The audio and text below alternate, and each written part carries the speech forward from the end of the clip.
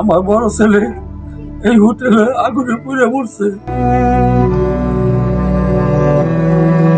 ময়মনসিংহ সদর উপজেলার রহমতপুর বাইপাসে আজহার সিএনজি এবং পেট্রোলিয়াম ফিলিং অ্যান্ড কনভারসেশন সেন্টারে ঘটে এক ভয়াবহ অগ্নিকাণ্ড। ২০২৪ সালের ৪ নভেম্বর এই মর্মান্তিক ঘটনায় মৃত্যু হয়েছে ২ জনের, আহত হয়েছেন ১৩ জন। পরে চিকিৎসাধীন অবস্থায় আরও ৬ জনের মৃত্যু ঘটে, যাদের মধ্যে ছিলেন কামরুল ইসলাম বাবু। কামরুল ইসলাম বাবু ছিলেন এক সংগ্রামী ব্যক্তি। স্ত্রী সুমা আক্তার এবং ৩ সন্তান নিয়ে গড়ে তুলেছেন একটি ছোট্ট সুখী পরিবার। পাম্পের অপর পাশে তাদের ছোট্ট একটি ভাতের হোটেল ছিল, যা তাদের পরিবারের আয়ের মূল উৎস।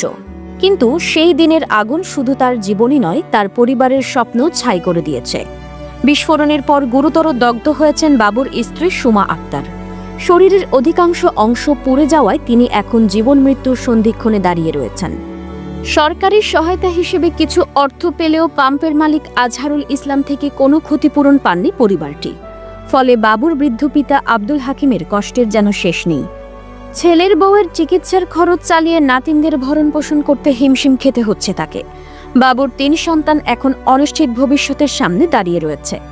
একদিকে তাদের মা চিকিৎসাধীন, অন্যদিকে তাদের বাবাকে চিরদিনের মতো হারিয়েছে তারা।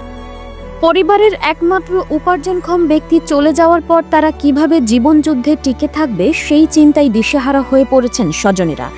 এই ধরনের মর্মান্তিক ঘটনায় দায়ীদের বিচারের আওতায় আনা এবং ক্ষতিগ্রস্ত পরিবারের জন্য যথাযথ সহায়তা নিশ্চিত করার দাবি তুলেছেন স্থানীয়রা।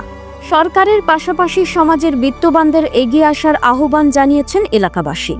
এই পরিবারটির পাশে দাঁড়ানো এখন সময়ের দাবি।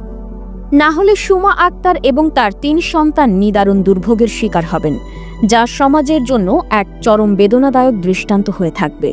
এই বিষয়টি নিয়ে কোতোয়ালি মডেল থানার অফিসার ইনচার্জ শফিকুল ইসলামের সঙ্গে যোগাযোগ করা হলে তিনি দুঃখ প্রকাশ করে বলেছেন, ক্ষতিগ্রস্ত পরিবারদের মাঝে তার খবর নেওয়া উচিত ছিল।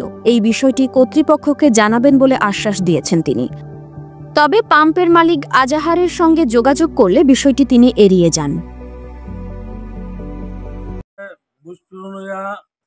পশ্চিম পাশে গ্যাস পাম্পের লগে আমার হোটেল আছে। আমার বড় ছেলে এই হোটেলে আগুনে পুড়ে মরছে। আমিও আছিলাম, আমি দৌড় মারছিলাম।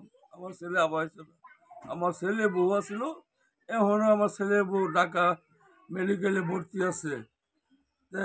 এই 3টা নাতিন লইয়া খুব অসহায়, খুব কষ্ট করতেছি আমরা। সরকারের কাছে আবেদন যে 3টা নাতিনের একটা গতি বা একটা উপার্জনের একটা রাস্তাঘাট করে দেওয়ার লাগিয়া।